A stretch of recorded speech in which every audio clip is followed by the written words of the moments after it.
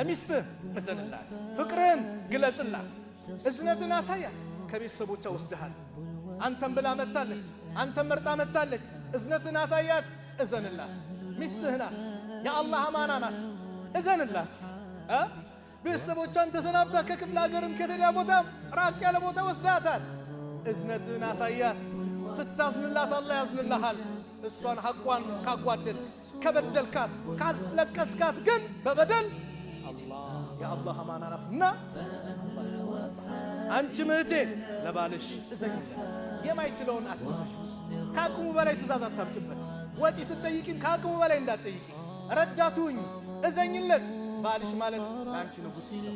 ሱጁድ ቢፈቀድ ሚስት ለባሏ እዘኝለት። ስንገበያይ ነጋዴዎች